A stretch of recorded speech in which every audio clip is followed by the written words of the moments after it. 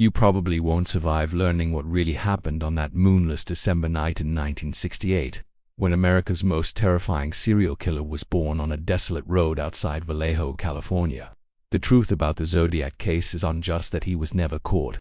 It's that he created an entirely new category of evil that still haunts law enforcement today, a killer who understood that terror could be amplified through media manipulation and psychological torture in ways that previous murderers had never imagined. You're driving down Lake Herman Road just after 11 p.m. on December 20th, 1968, the same stretch of asphalt where 17-year-old David Faraday and 16-year-old Betty Lou Jensen made the fatal mistake of parking for what should have been an innocent teenage date. The road cuts through rolling hills east of Vallejo, a popular lover's lane where young couples had been meeting for decades without incident. On this particular Friday night, the winter air was crisp and clear, perfect for stargazing and the kind of intimate conversations that define young romance. But you need to understand what made this location so perfect for predation. Lake Herman Road was isolated enough for privacy, but accessible enough for quick escape, lined with turnouts where cars could park discreetly, while remaining visible from the main road. Local teenagers knew it as a safe place to be alone together, which is precisely what made it attractive to someone hunting for vulnerable victims who would be able to call for help. David Faraday was the kind of clean-cut American boy that parents loved, honor roll student, athlete, planning to attend college in the fall. Betty Lou Jensen was equally wholesome, a cheerleader with dreams of becoming a teacher. They'd driven out to Lake Herman Road in David's 1961 Rambler, probably talking about Christmas plans and the future that stretched ahead of them like an endless highway of possibilities. What happened next would establish the signature elements that would define the Zodiac Killer for the next 5 years. Around 11:15 p.m., another vehicle pulled up behind the Rambler, its headlights flooding the interior with harsh white light that destroyed the intimacy of the moment. You can imagine David checking his rearview mirror, probably annoyed at the interruption but not yet frightened. Maybe he thought it was a security guard or local police officer doing routine checks on parked cars.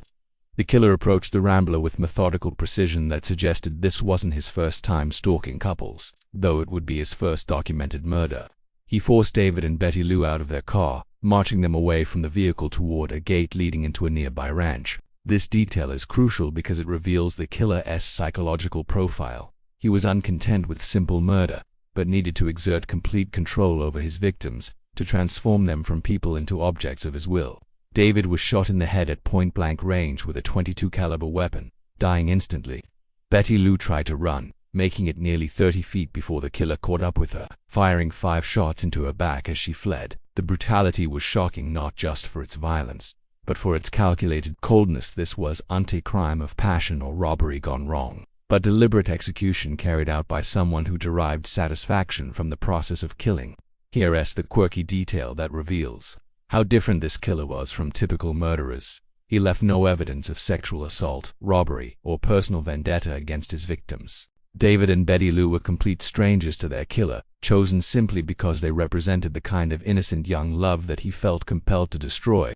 This randomness would become the signature element that made the Zodiac case so terrifying anyone could be next, for no reason beyond being in the wrong place at the wrong time. The bodies were discovered the next morning by a hunter, who initially thought he'd found discarded mannequins. So still and unnatural did the victims appear in the gray dawn light. Solano County Sheriff's deputies arrived to find a crime scene that offered few clues, no fingerprints, no witnesses, no obvious motive. The killer had been careful to avoid leaving physical evidence, but he'd also been bold enough to commit double murder in a semi-public location, suggesting a confidence that would only grow with each subsequent attack. The investigation initially focused on local suspects with histories of violence or mental illness, following standard protocols for crimes without obvious motives. Detectives interviewed dozens of people who knew the victims, tracked down registered owners of .22 caliber weapons, and canvassed the area for witnesses who might have seen suspicious vehicles on Lake Herman Road that night. But every lead evaporated under scrutiny, leaving investigators with a perfect crime committed by an invisible killer. What made this case particularly frustrating for law enforcement was the complete absence of forensic evidence in an era when crime scene investigation was becoming increasingly sophisticated.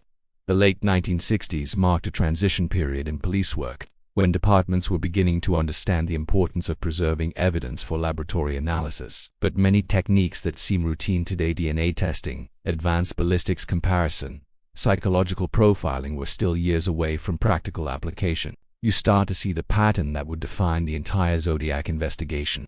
A killer who was simultaneously bold enough to commit horrific crimes and careful enough to avoid leaving clues that could lead to his identification.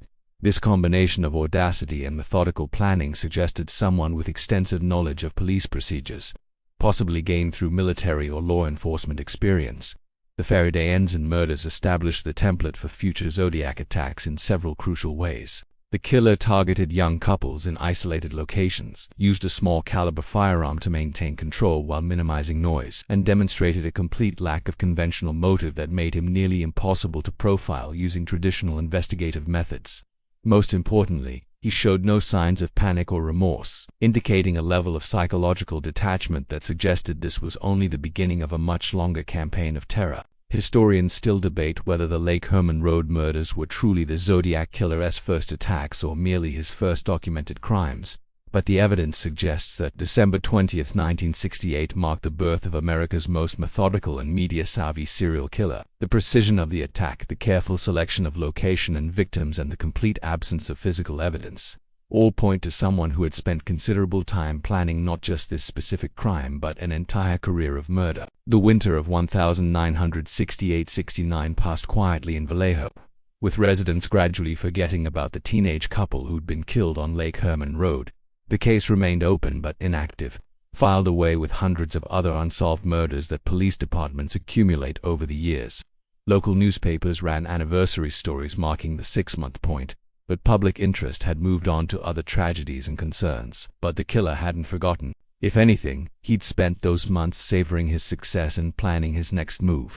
Understanding that the Faraday Ensign murders had been merely a rehearsal for the psychological warfare he was preparing to unleash on an unsuspecting public, the terror that began on a lonely road in December would soon evolve into something far more sophisticated and disturbing, transforming a simple serial killer into the most famous unsolved case in American criminal history. The silence breaks 6 months later in a way that transforms everything you thought you knew about serial murder in America.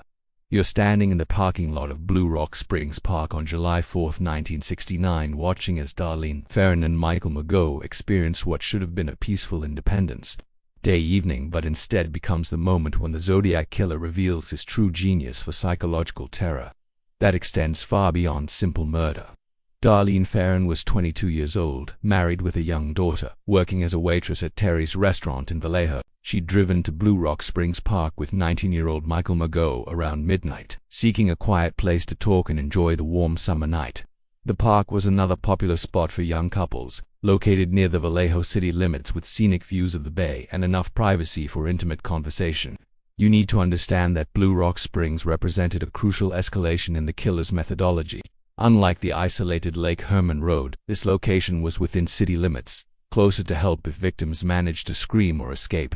The killer was becoming bolder, more confident in his ability to control situations and victims, demonstrating a psychological evolution that would define the entire Zodiac case. At approximately 12:40 a.m., a car pulled up behind Darlene's Corvair, its headlights illuminating the interior where the young couple had been talking quietly about their lives and future plans. The approaching vehicle created the same intimidating tableau that had preceded the Faraday Ensign murders 7 months earlier: bright lights destroying privacy, transforming victims from people enjoying freedom into trapped prey waiting for predation to begin.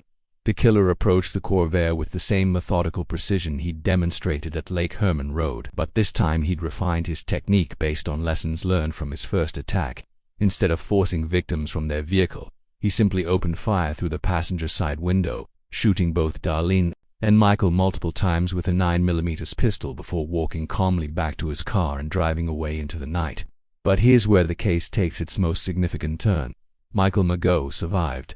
Despite being shot 4 times, he lived to provide the first eyewitness description of the Zodiac Killer, giving investigators their most detailed look at the man who'd been terrorizing young couples across Northern California. Mageau described the attacker as a stocky white male, approximately 5 feet 8 inches tall, weighing around 195 pounds, with short brown hair and a round face. The physical description was valuable, but what made this attack truly revolutionary was what happened 40 minutes after the shooting.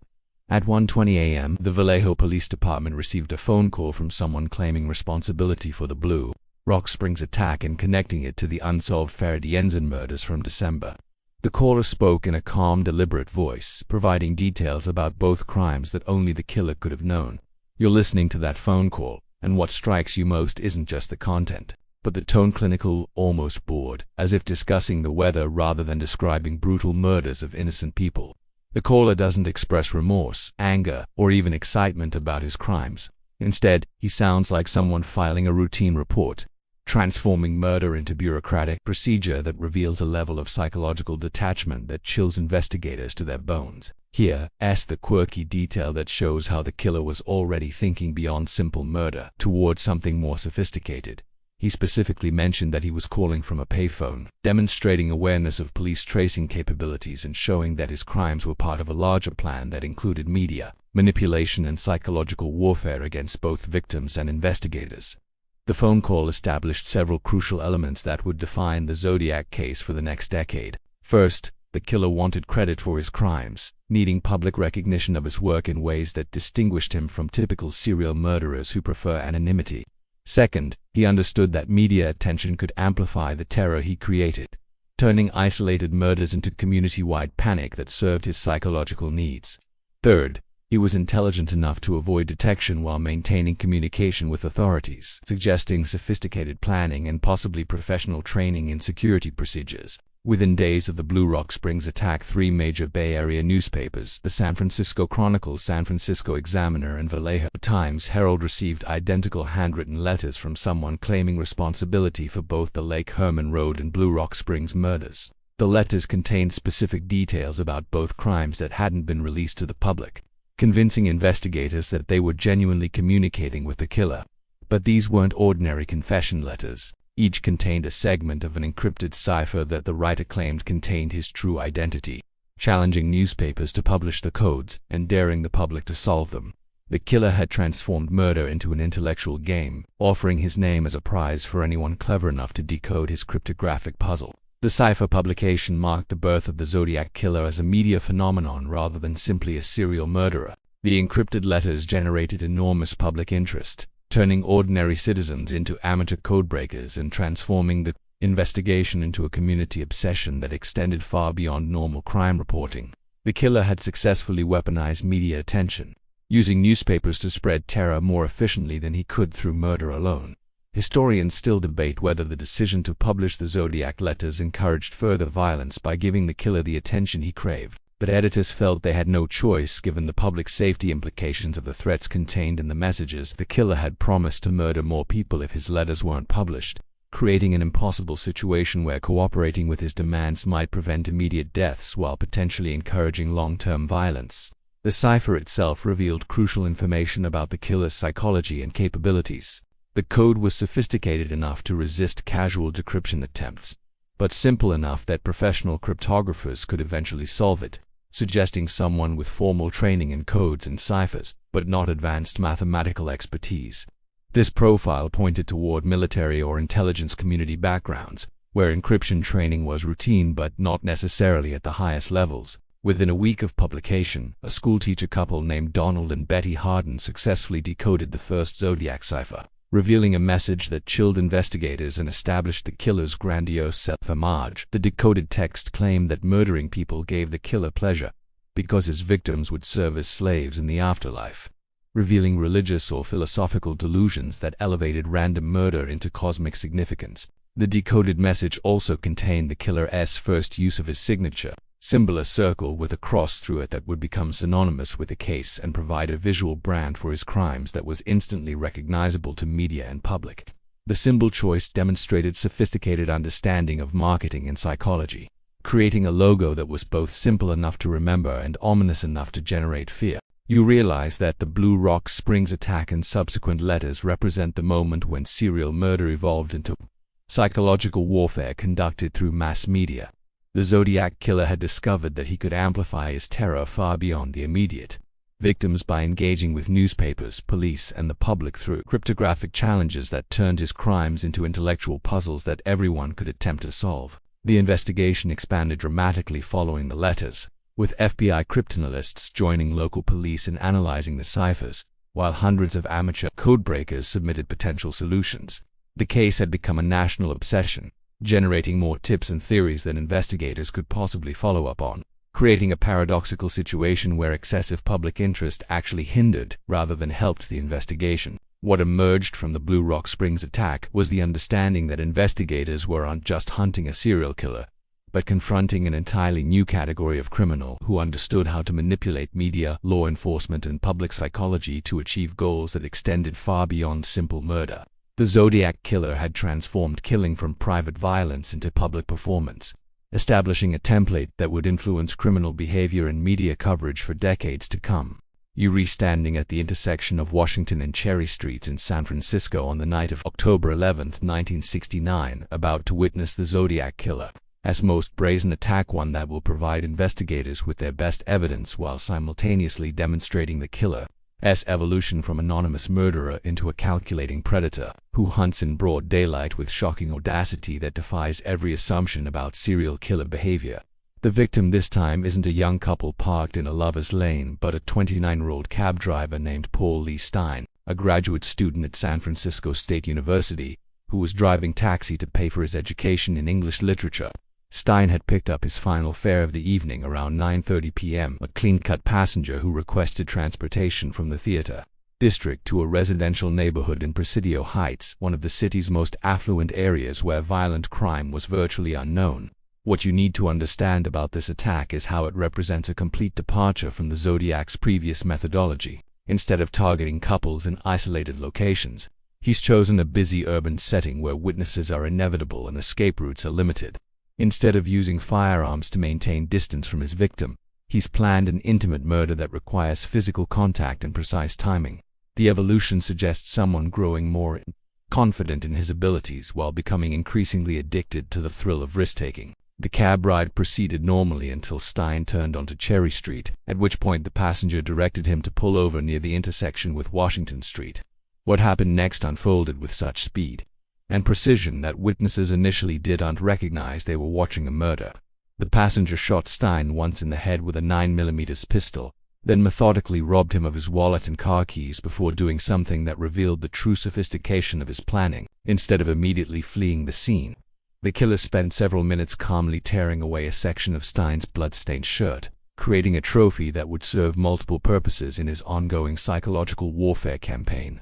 This behavior demonstrates that even during the most dangerous phase of his crime, when discovery was most likely and escape was most urgent, the Zodiac maintained complete emotional control while thinking several moves ahead about how this evidence would be used in future communications. Here's the quirky detail that shows how the killer's confidence had grown since his earlier attacks. He committed this murder directly across the street from a park where children played during daytime hours, in a neighborhood where residents routinely walked dogs and joggers exercised after dark. The location choice wasn't just bold, it was deliberately provocative, designed to send the message that nowhere was safe from his predation, and no amount of wealth or security could protect potential victims. The murder was witnessed by several people, most notably 3 teenagers who were watching from a second-story window across the street, when they saw a stocky man in a dark jacket methodically going through the cab driver's belongings after the shooting. What they observed next would provide investigators with their most detailed and frustrating piece of evidence. The killer walked calmly north on Cherry Street toward the Presidio, moving with such confidence that witnesses initially assumed he must be a police officer or security guard responding to the incident. You watch as the teenagers called 911, providing a real-time description of the suspect's appearance and direction of travel to police dispatch. The description went out immediately over police radio. White male, approximately 5 feet 8 inches tall, stocky build, reddish-brown hair, wearing a dark blue or black windbreaker. Multiple patrol units converged on the area within minutes, creating what should have been an inescapable net around the killer's last known location. But here's where the case takes its most maddening turn. 2 patrol officers actually encountered a man matching the suspect description walking near the Presidio entrance just minutes after the murder. But they drove past without stopping because the dispatch description had mistakenly identified the suspect as a black male rather than white. This communication error, single word change during the transmission of crucial information, allowed the Zodiac Killer to walk away from his most exposed crime, while police searched for someone who didn't exist. The officers, Donald Falk and Eric Zelms, later provided detailed descriptions of the man they'd seen. creating the most comprehensive physical profile investigators ever obtained of the Zodiac Killer. They described him as a white male in his late 20s or early 30s, approximately 5 feet 10 inches tall, weighing 180 to 200 pounds, with a heavy build and slightly hunched posture. He had short, light brown hair and was wearing dark clothing, walking with purposeful strides that suggested familiarity with the neighborhood. The Stein murder scene yielded more physical evidence than all previous Zodiac crimes combined, providing investigators with fingerprints, handwriting samples, and fabric evidence that should have led to rapid identification of the killer. Crime scene technicians found clear fingerprints on the cab's exterior door handle and rearview mirror, along with partial palm prints on the interior surfaces where the killer had searched through Stein's belongings. Most significantly, the killer had left behind the section of Paul Stein's shirt that he'd torn away, apparently dropping it during his methodical collection of evidence and trophies. This fabric contained both victim and suspect DNA, preserved in bloodstains that would become invaluable decades later when genetic testing technology advanced to the point where microscopic biological samples could be analyzed for individual identification. But you need to understand that in 1969, DNA testing was pure science fiction, and even basic forensic analysis was limited by technological constraints that seem primitive by modern standards. Investigators had excellent physical evidence but lacked the tools to transform that evidence into actionable intelligence that could identify specific suspects or eliminate innocent people from consideration. 3 days after the Stein murder, the San Francisco Chronicle received another letter from the Zodiac Killer, this time containing a piece of Paul Stein's blood-stained shirt as proof that the writer was genuinely responsible for the cab driver's death. The letter also contained detailed threats about future attacks, including a promise to shoot out the tire of the school bus and pick off the kiddies as they come bouncing out. The school bus threat represented a dramatic escalation in both the scale and nature of the Zodiac's planned violence, moving from targeting isolated couples to threatening mass casualties involving children. This evolution demonstrated that the killer was becoming more ambitious in his desire to terrorize the public while also revealing possible psychological deterioration that made him increasingly dangerous and unpredictable. Historians still debate whether the school bus threat was genuine or simply psychological warfare designed to maximize fear and media attention. But law enforcement couldn't take any chances with children's safety. Police departments across the Bay Area implemented unprecedented security measures around schools, with armed officers riding on buses and conducting regular patrols of educational facilities that continued for months after the threat was received. The Stein murder also marked the beginning of the Zodiac case as a multimedia phenomenon that extended far beyond traditional crime reporting. Television news programs began providing regular updates on the investigation, while newspapers competed to publish exclusive interviews with witnesses, experts, and investigators. The killer had successfully transformed his crimes into entertainment that generated enormous profits for media companies while spreading his terror message to audiences across the country. You realize that the Cherry Street crime scene represents both the high point and the beginning of the end for the Zodiac investigation. Never again would investigators come so close to capturing the killer or obtain such detailed physical evidence. But the near miss also demonstrated the killer's ability to operate successfully even under the most challenging circumstances, suggesting that traditional police work might be inadequate to solve the case. The psychological profile that emerged from the Stein murder painted a picture of someone who was simultaneously organized enough to plan complex crimes and impulsive enough to take enormous risks for minimal gain. This combination of careful planning and reckless behavior suggested possible mental illness or personality disorders that made the killer both highly dangerous and extremely difficult to predict or apprehend. What makes the Stein murder most frustrating for investigators is how close they came to ending the Zodiac's reign of terror through simple police work rather than complex forensic analysis. If the radio dispatch had been transmitted correctly, if the patrol officers had been more suspicious of lone pedestrians in the area, if any of a dozen small details had aligned differently, the most famous unsolved case in American criminal history might have ended on a San Francisco street in October 1969. Instead, the killer walked away into the darkness of the Presidio, carrying with him the confidence that comes from surviving maximum exposure, while adding to his collection of evidence and memories that would sustain his psychological needs for years to come. The Stein murder proved that the Zodiac could strike anywhere, anytime, with virtual impunity, transforming the entire Bay Area into his hunting ground where millions of people lived under the constant threat of becoming his next victim. You're sitting in a cramped apartment in 1969 staring at rows of symbols that might contain the identity of America's most wanted serial killer, and you're about to discover how the Zodiac case transforms ordinary people into obsessed codebreakers who sacrifice careers, relationships, and sanity in pursuit of cryptographic solutions that dance perpetually just beyond their grasp. The decoded first cipher was only the beginning. 3 more encrypted messages would follow, creating puzzles so complex that they would consume the lives of professional cryptographers and amateur enthusiasts for the next 50 years.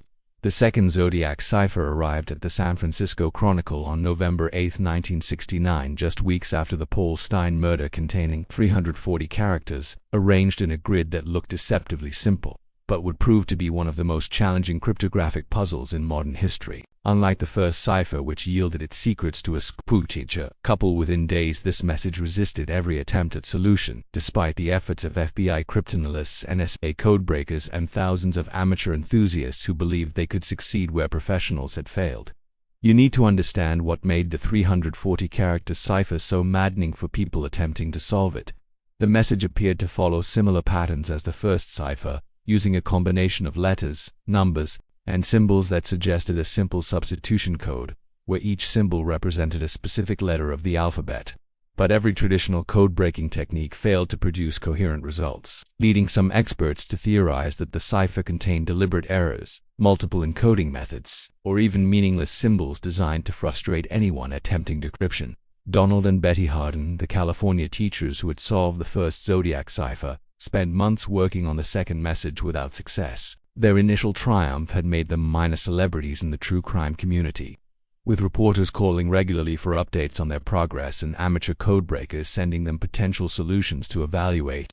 But the 340-character cipher defeated even their proven techniques, gradually consuming more and more of their personal time, until it began affecting their marriage and professional responsibilities.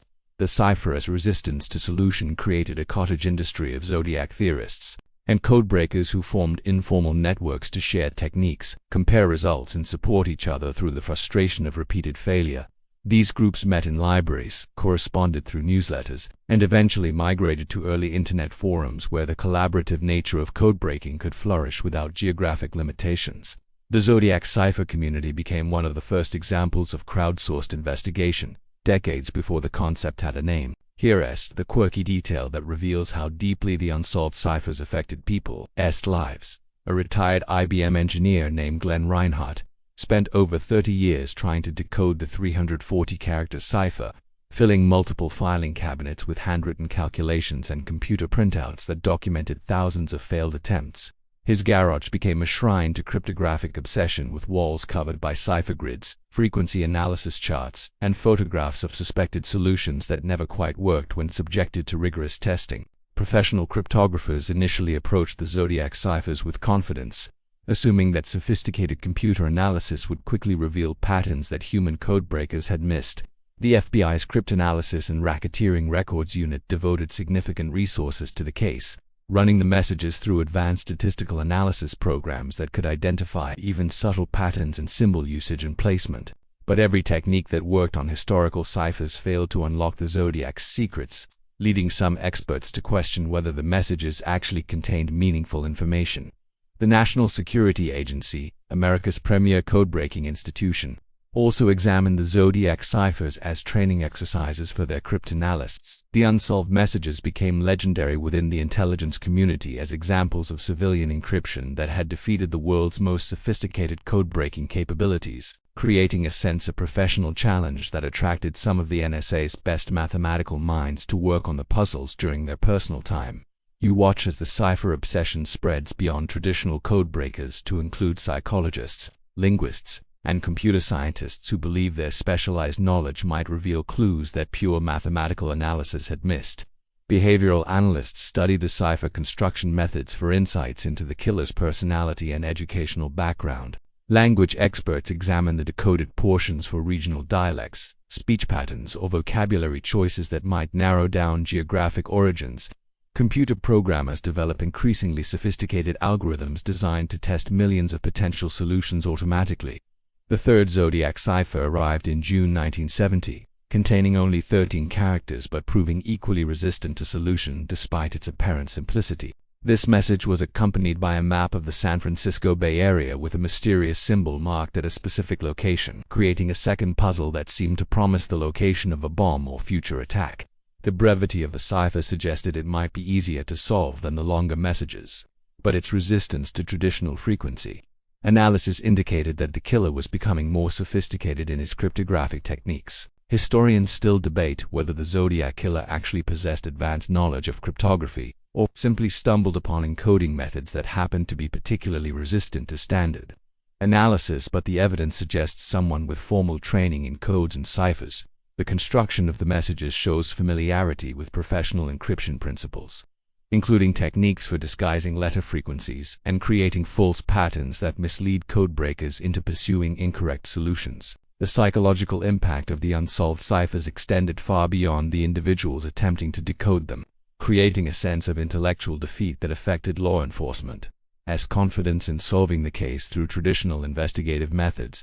If the world's best codebreakers couldn't unlock messages that might contain the killer's identity, how could ordinary police work succeed in identifying someone who was clearly more intelligent and sophisticated than typical criminals? The cipher obsession also revealed something troubling about the nature of the Zodiac investigation. The focus on cryptographic solutions was diverting attention and resources away from conventional detective work that might have been more productive. While investigators spent countless hours analyzing symbol patterns and letter frequencies, traditional police work interviewing witnesses, tracking down suspects, analyzing physical evidence received less emphasis and funding than it deserved. You start to realize that the unsolved ciphers represent more than just cryptographic challenges. They are psychological weapons designed to frustrate and demoralize anyone attempting to solve the case. The killer understood that unsolved puzzles would generate ongoing media attention and public fascination long after the murders themselves had faded from headlines, ensuring his continued notoriety without requiring additional violence to maintain his celebrity status. The amateur code-breaker community that formed around the Zodiac ciphers developed its own culture, folklore, and internal conflicts that sometimes resembled religious movements more than scientific inquiry. Different groups championed competing theories about cipher construction, defended their preferred solutions against criticism, and sometimes engaged in bitter disputes about methodology that revealed how emotionally invested people had become in their particular approaches to the puzzles. Some codebreakers became convinced that the ciphers contained not just the killer's identity, but elaborate additional information about his motives, future plans, and psychological state. These true believers developed increasingly complex theories that required multiple layers of encoding, hidden messages within messages, and cryptographic techniques that would have challenged professional intelligence agencies. The line between logical analysis and conspiracy thinking became increasingly blurred as years passed without breakthrough solutions. The most tragic aspect of the cipher obsession is how it consumed people who might have contributed more effectively to solving the case through other means. Talented investigators, researchers, and analysts devoted their careers to cryptographic dead ends, while potentially productive avenues of inquiry remained unexplored.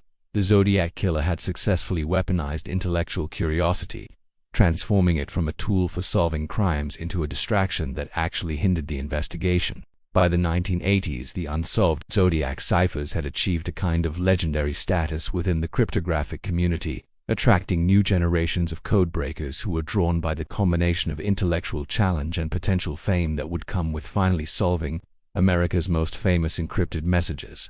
Computer technology was advancing rapidly, creating new possibilities for automated analysis that renewed hope for breakthrough solutions among people who had been working on the puzzles for decades. But the ciphers continued to resist every new technique and technology, maintaining their secrets with a stubbornness that seemed almost supernatural to people who had devoted their lives to unlocking them. The 340-character cipher, in particular, became a white whale for the code-breaking community, a puzzle so famous and challenging that solving it would guarantee immortality in the annals of cryptographic history. You're walking into a modern forensic laboratory in 2021, 53 years after the first Zodiac murder, and you're about to witness how advanced DNA technology, computer analysis, and decades of cold case investigation have finally brought investigators closer to identifying America's most famous serial killer than anyone thought possible. The old evidence that seemed useless in 1969, microscopic skin cells, partial fingerprints, Saliva traces on envelope seals has been transformed by scientific advances into a roadmap that points towards specific suspects with unprecedented precision. The breakthrough begins with David Orenchuk, a software developer from Virginia who spent 14 years developing computer programs specifically designed to crack the unsolved Zodiac ciphers. Working with Belgian mathematician Jarl van Eyck and Australian codebreaker Sam Blake, Orenchuk created algorithms that could test millions of potential solutions automatically, something that would have been impossible during the manual cryptography era of the 1970s and 1980s. On December 5, 2020, their collaborative effort finally succeeded in decoding the notorious 340-character cipher that had stumped professional cryptographers for half a century. The solution revealed another taunting message from the killer, denying that he feared death or punishment and claiming continued satisfaction from his crimes. But, more importantly, the successful decryption validated the sophisticated computer analysis techniques that investigators could now apply to other aspects of the case. You need to understand how DNA technology has revolutionized the Zodiac investigation in ways that seemed like science fiction when the crimes were committed. Genetic genealogy, the technique that solved the Golden State Killer case in 2018, allows investigators to compare crime scene DNA with genetic profiles uploaded to ancestry websites by millions of people searching for family connections. Even partial genetic information can be traced through family trees to identify potential suspects who might never have submitted their own DNA for testing. The physical evidence collected from the Polstein murder scene, fingerprints, bloodstains, and fabric fibers, has been reanalyzed multiple times, using increasingly sensitive techniques that can extract genetic information from smaller and more degraded biological samples. While early DNA testing required relatively large amounts of fresh biological material, current methods can develop partial genetic profiles from skin cells that are decades old and seemingly invisible to the naked eye. The most promising suspect to emerge from modern investigation is Arthur Lee Allen, a convicted child molester who lived in Vallejo during the Zodiac murders and possessed many characteristics that matched witness descriptions and behavioral profiles. Allen owned the same type of firearms used in the attacks, had military training that could explain the killer's knowledge of codes and weapons, and made statements to friends that suggested possible involvement in the crimes. But Allen's case illustrates the maddening complexity of the Zodiac investigation. While circumstantial evidence strongly suggests his involvement, definitive proof remains elusive. DNA testing on crime scene evidence has been inconclusive, with some results appearing to exclude Allen as a suspect, while others suggest possible contamination or degradation that makes the genetic evidence unreliable. Allen died in 1992, making it impossible to obtain fresh DNA samples for comparison with improved testing methods. Here is the quirky detail that shows how modern technology has transformed the investigation. Amateur Zodiac researchers now use Google Earth satellite imagery to examine crime scenes from angles and distances that were unavailable to original investigators. They've discovered potential escape routes, identified previously unknown vantage points for surveillance, and even located abandoned buildings where the killer might have hidden between attacks. Crowdsourced investigation has evolved from simple cipher solving to comprehensive geographic and temporal analysis of the entire case. Gary Francis Post emerged as another strong suspect through the work of a private investigation group called the Casebreakers, who used a combination of forensic analysis, witness interviews, and behavioral profiling to identify the former Air Force veteran as a potential Zodiac killer. Post had the requisite military background, lived in California during the murder period, and allegedly confessed to the crimes in communications with friends before his death in 2018. The Casebreakers claim to have identified Post through partial DNA matches and photographic comparison techniques that were available to earlier investigators. They point to scars on Post's forehead that appear to match distinctive markings visible in the composite sketches created from witness descriptions. However, law enforcement agencies have not officially confirmed Post as the Zodiac Killer, citing insufficient evidence to make definitive conclusions about his involvement. Historians still debate whether the modern suspects represent genuine breakthroughs in the investigation or simply reflect the human tendency to impose patterns on ambiguous evidence. But the quality of current forensic analysis is undeniably superior to what was available in the 1960s and 1970s. Advanced computer modeling can now reconstruct crime scenes with photographic precision, analyze ballistics evidence with mathematical certainty, and compare physical evidence across multiple cases with statistical reliability. That seemed impossible during the original investigation period. The psychological profile of the Zodiac Killer has also been refined through decades of behavioral analysis and comparison with other solved serial killer cases. Modern profilers understand that the killer's combination of organizational ability and attention-seeking behavior suggests someone with possible military or law enforcement background, above-average intelligence, and personality disorders that manifested as grandiose self-image coupled with contempt for authority. You start to see how the investigation has evolved from reactive police work to proactive intelligence analysis that draws connections across multiple databases, jurisdictions, and decades of accumulated evidence. The Zodiac case has become a template for cold case investigation techniques that combine traditional detective work with cutting-edge forensic science and computer analysis, capabilities that were unimagined when the crimes were committed. The FBI's Behavioral Analysis Unit has applied modern victimology techniques to better understand why the Zodiac selected specific targets and locations for his attacks. Advanced geographic profiling suggests the killer lived or worked in areas that provided easy access to all the crime scenes while offering multiple escape routes that allowed him to disappear quickly after each attack. This analysis has narrowed the potential suspect pool to men who had specific geographic knowledge and mobility during the relevant time period. The most frustrating aspect of the modern investigation is how close researchers appear to be to solving the case while definitive proof remains just beyond reach.